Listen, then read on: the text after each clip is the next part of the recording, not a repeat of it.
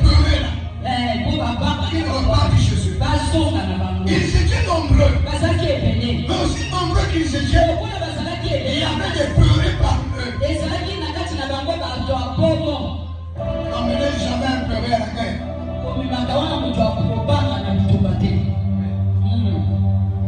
Claude a la délivrance. Ne t'associe pas avec les peureux. Quand vous chassez les démons, les peureux, mettez-les à côté. Qui a peur ici? Qui a peur de la nuit? Qui a peur des sorciers? Qui a peur de la mort?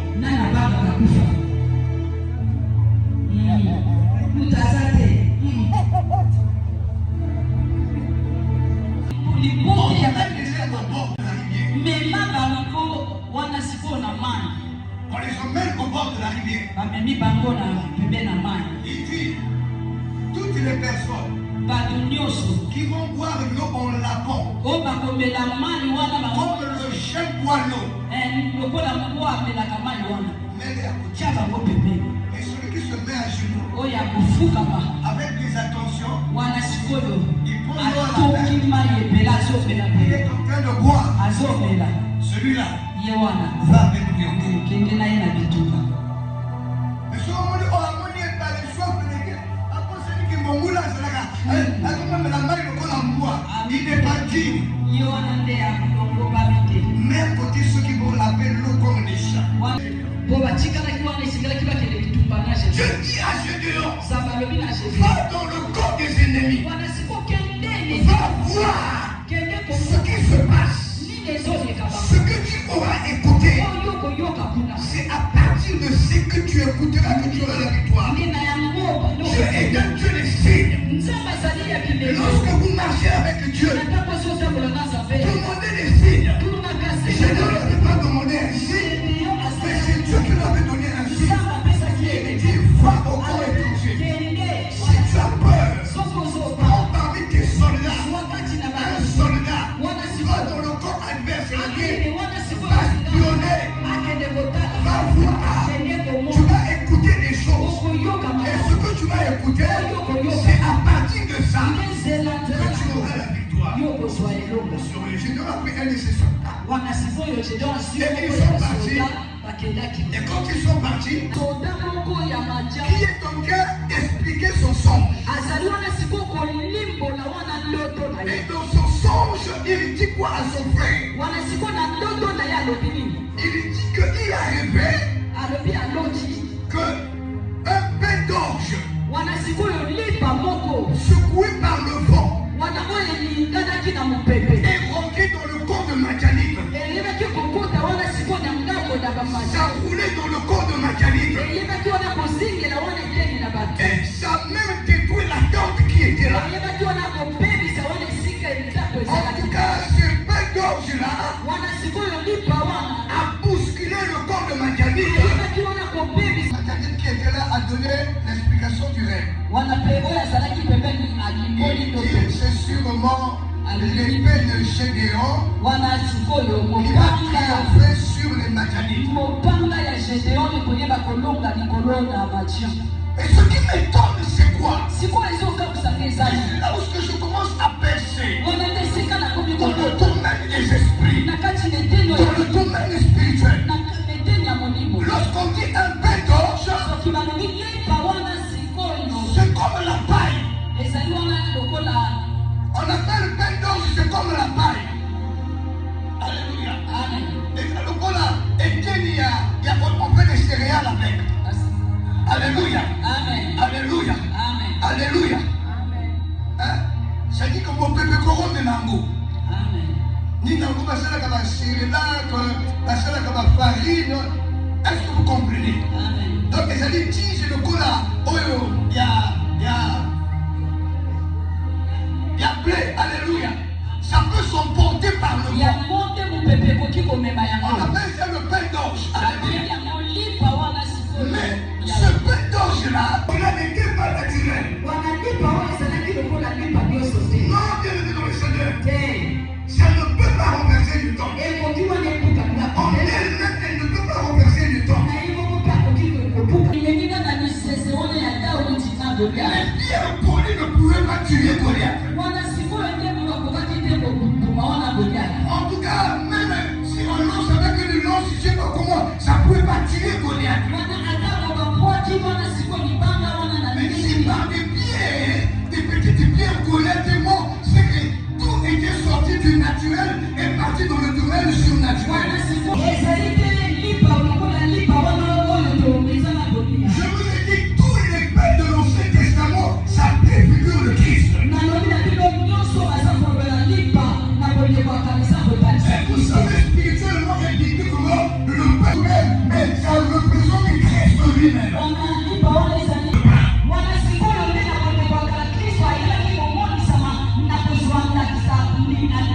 Dans l'Ancien Testament, dans le livre Exode, ce qui est appelé pain d'orge, dans le livre Exode, c'est appelé la manne cachée.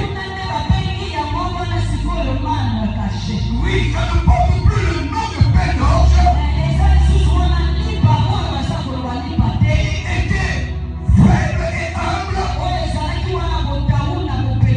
Mais c'est devenu une manne, une nourriture pour que Dieu puisse soutenir le peuple qui était en marche dans le désert. Je cache pas, ne se réserve pas. Chaque jour, la manne, c'est Christ lui-même. La nourriture que Dieu a envoyée pour le peuple d'Israël. Église, écoutez-moi très bien. Cette manne-là, qui est le Christ Jésus, c'est la même manne que nous avons retrouvée. Vous allez passer à côté. Parce qu'il se révèle aussi autant que le pain de vie. La Bible dit, il y a deux personnes qui ont dessus leur maître. C'est qui des chansons? C'est celui qui verse le vin dans le verre du roi.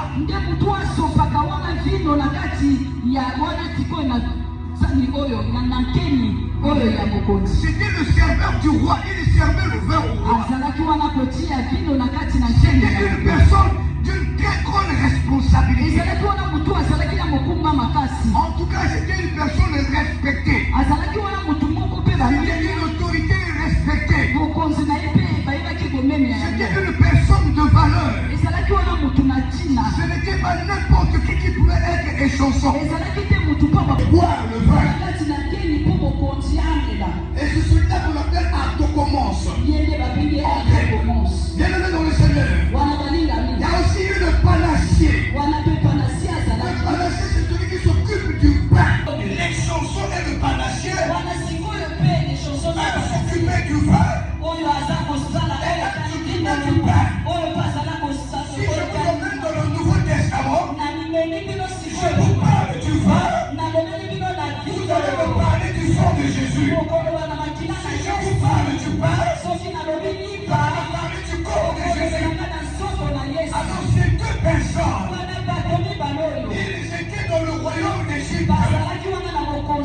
Lorsque Joseph était en prison, parce qu'il était accusé, quelque temps après, dans la même prison où Joseph était chef de prison,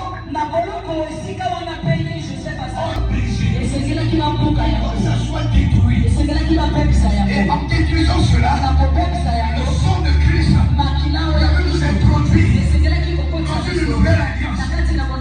C'est l'alliance de son sang. Et dans cette alliance, toi et moi nous sommes sauvés. Donc Joseph, il traverse la vie de les chansons, il traverse la vie du panaché pour être épargné. Il n'y a plus d'accusation sur lui. Or, si le panaché ne mourrait pas, la condamnation de Joseph devait être là. Voilà pourquoi ceux qui ont mangé avec Jésus, ils ont oublié Jésus. Jésus marchait avec la croix.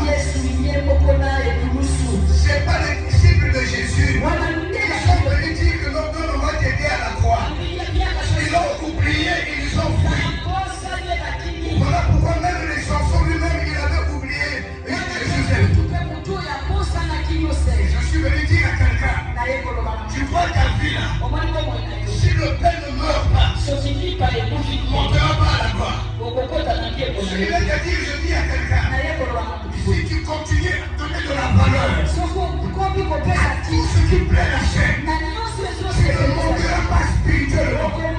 On est la nouvelle alliance. Beaucoup plus dans le domaine spirituel que dans le domaine physique. Il faudra que tu fasses mourir la chair et ses désirs. Si la chair et les désirs ne meurent pas, l'œuvre de la nouvelle alliance ne portera jamais plus en toi. Si tu es encore attiré dans la vie de part, dans le plaisir de ce monde, tu n'auras pas de part à l'œuvre de la nouvelle alliance. L'œuvre de la nouvelle alliance, c'est-à-dire qu'il faut quitter. Il faut quitter. Si vous ne quittez pas, vous n'aurez pas de part. Le problème, c'est pas ta présence dans l'église. Le problème, c'est est-ce que tu as quitté? Est-ce que tu as abandonné? Tu as besoin d'un spirituel. Ça demande une discipline. Et la discipline dit, il y a des choses que tu dois quitter. La discipline dit, il y a des choses que tu dois abandonner. Il y a des amis que tu dois abandonner. Il y a des comportements que tu dois abandonner. Il y a des manières de faire que tu dois abandonner. Un homme spirituel, c'est un homme qui a des disciplines. Je reconnais un homme spirituel, celui qui a des disciplines. Ensuite, tu n'as pas de discipline. Tu n'as pas une spiritualité. Ce qui vient à dire, l'œuvre de la croix n'a aucune valeur, n'a pas d'effet dans ta vie. Quand je parle de l'œuvre de la mort, du corps de Christ et de sa résurrection, que nous sommes acquittés, nous sommes sauvés. Tu as demandé à Abraham Isaac. Ton Isaac, c'est quoi? Qu'est-ce que tu aimes plus que Dieu que tu n'as pas encore laissé? Je te demande de lui donner ça. Ce mal-là, ce péché-là, cet enfant-là, ce mari-là, cette femme-là, l'argent-là, le travail-là, cette joie-là, que tu as mis à la place de Dieu. Dieu te dit, donne-moi ça. Donne-moi ton Isaac. Le péché que tu n'abandonnes pas. Ce matin, tu reviens à toi. Ce comportement mauvais que tu ne laisses pas. Je te parle ce matin. Donne-moi ça. Donne-moi ça. Il dit apportez vos frères. Il y en a qui aiment leur vie plus que Dieu. Dans le monde spirituel, vous êtes faibles. Si vous n'abandonnez pas, dans le monde des esprits, je vous ai dit, sans valeur. Voilà comme vous êtes en train de voir, les choses de Christ sont en train de vous éviter. Pour que les choses de Christ soient votre bagage. Il faut que vous mourrez. Quand vous prenez une plante,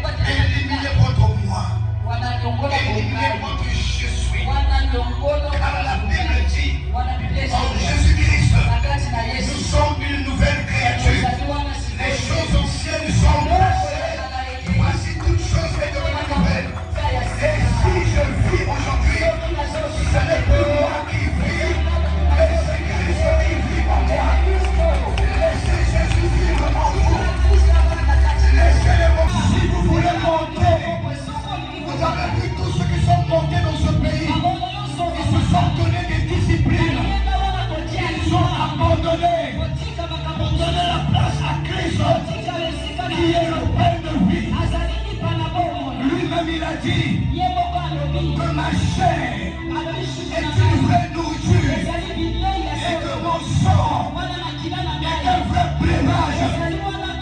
Si vous ne mangez mon chair et vous ne buvez mon sang, vous ne partagez pas ma vie. Il dit de la même manière que je suis dans le Père est en moi. Celui qui mange ma chair et qui boit mon sang, il demeure en moi et je demeure en lui et nous devenons une seule personne. Si le pain ne venait pas votre partage, si vous rejetez le pain que Dieu nous a donné, le pain qui donne la vie éternelle, si vous le rejetez, vous n'avez pas de pain. Qui a apporté la division parmi les apôtres? Lorsqu'il a dit aux apôtres, vous devez manger ma chair, c'était le secret de la spiritualité. Quand vous devenez un avec Jésus, il faut manger son corps qui symbolise le pain. Voilà pourquoi l'Église chaque semaine doit participer à la fraction de pain. Chaque semaine, nous devons consommer le pain. Il faut, et il n'y a plus de condamnation en fait. La Bible dit, il n'y a plus de condamnation. Pas pour ceux qui sont dans leur père, pas pour ceux qui sont dans leurs églises, pas pour ceux qui sont dans leur nation, mais il n'y a plus de condamnation pour ceux qui sont en Jésus. Et comment faire pour être en Jésus? Pour qu'il demeure en vous et que vous demeurez en lui. Il faut que vous passiez à la fraction de pain. Le pain de vie qui a quitté le ciel, c'est Jésus-Christ. Dans le livre de Juge, il s'est présenté comme une chose vile. Le pain d'orge n'a pas de valeur.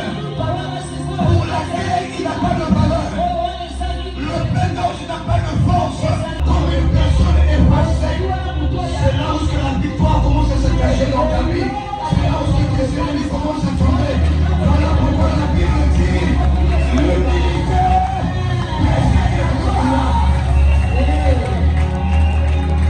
L'humilité précède la gloire. Cela résiste aux hommes, il fait que je me suffis.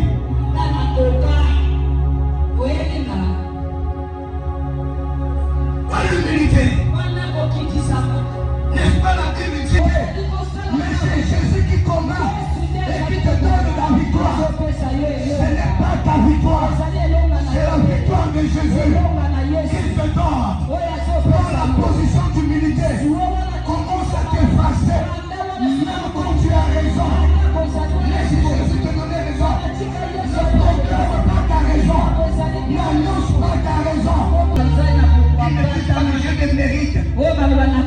J'ai étudié. Voilà pourquoi j'ai eu le poste. Qui donne l'intelligence, qui donne la compréhension, qui donne la sagesse. C'est le Dieu du ciel. L'homme n'a rien pour lui-même. Tout ce que l'homme reçoit, païen ou chrétien, ça lui vient du ciel. C'est le ciel qui donne. C'est le ciel qui établit. C'est le ciel qui choisit. C'est Dieu qui choisit un ministre. La Bible dit il n'y a pas d'autorité sans Dieu. Chaque autorité est établie par Dieu. Dieu n'a pas dit il n'y a pas d'autorité chrétienne sans Dieu. Avec écraser le pain d'orge. Je ne connais encore rien. Voilà pourquoi je demande le Saint-Esprit de m'ajouter ce qu'il faut ajouter. Je fais une forme d'être humble. Et me fâcher de celui qui a capacité de pouvoir parler à son peuple. Qui suis-je pour parler au peuple de Dieu? C'est pas mon peuple, c'est le peuple de Dieu. Si je dis que je connais, je suis un menteur. Et les perfections de Dieu ne s'accompliront plus dans ma vie. Je dois me présenter comme une personne humble. Comme ce pain d'or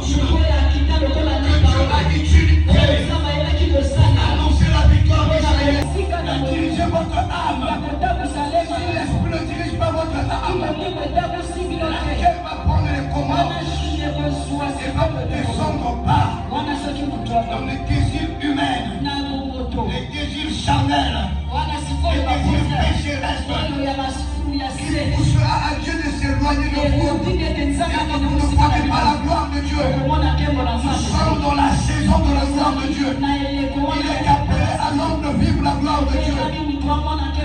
David a dit, il est né, il a grandi. Il n'a jamais vu le juste. Ni le fils de l'homme. Je viens dire à quelqu'un, c'est la saison de l'homme. C'est la saison de l'homme. L'homme doit monter sur sa chair en donnant des principes à sa personne et respecter ses principes afin d'aller de l'avant. Il n'existe pas un secret pour la réussite. De là-bas. Les hommes nous enseignent des secrets pour réussir dans la vie. C'est du mensonge. Tout est grâce. C'est ça le secret de la réussite. Le secret du mariage, tout est grâce. Quelqu'un te dira qu'il va prier pour avoir le mariage. Commence à prier, tu n'auras pas le mariage. C'est la grâce de Dieu qui lui a localisé. Quelqu'un dira que j'ai étudié pour avoir ça. C'est pas un secret. Commence à étudier. Tu n'auras pas ce que lui a lu. S'il a lu quelque chose, c'est par la grâce. Le vrai secret pour monter, pour se marier, pour être grand, c'est la grâce. Cette grâce, c'est qui? C'est le pain de vie qui est Jésus-Christ. Jésus-Christ est notre grâce. Il y a eu un petit enfant. Celui qui possédait les pains, c'était un petit enfant.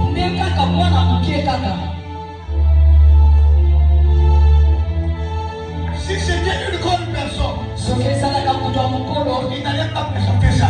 Il allait partir à sa maison. Dieu passe par des personnes humbles. Il se glorifie dans l'humilité. Il se glorifie dans nos faiblesses. Soyez humble et facile. C'est un petit enfant qui a présenté les 5 pains. On a multiplié, qui a suffi à beaucoup de personnes. Et il y a eu 12 paniers encore qui sont restés. Et puis je vais te dire une chose. Ce pain qui a nourri plusieurs personnes, ce n'est que Jésus-Christ de Nazareth.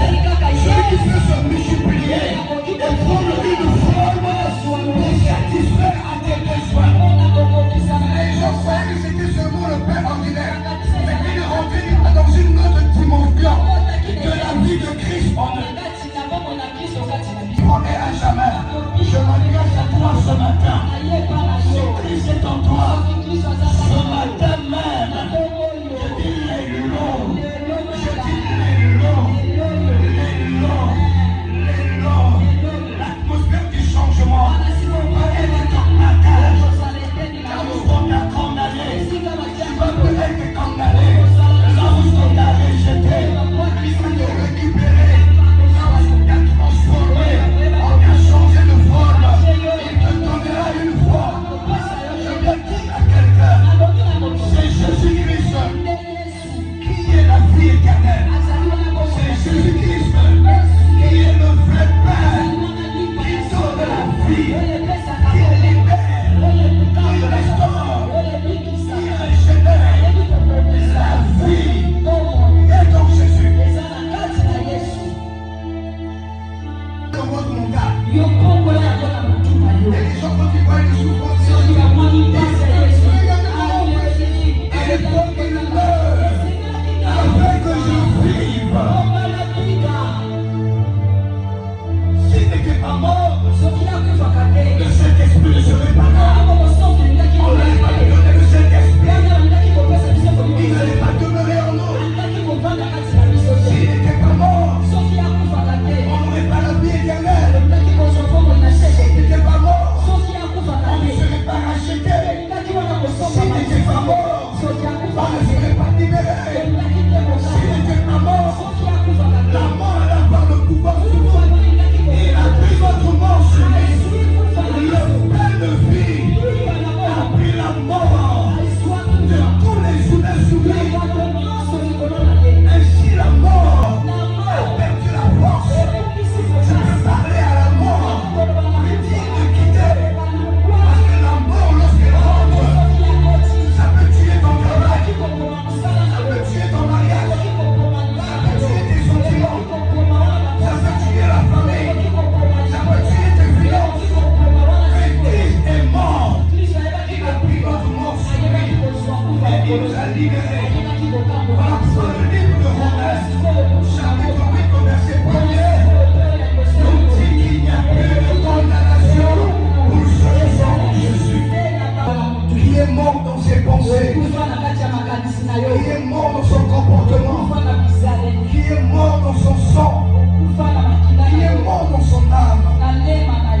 matin, l'Esprit du Seigneur est avec nous. Redonnez encore la vie.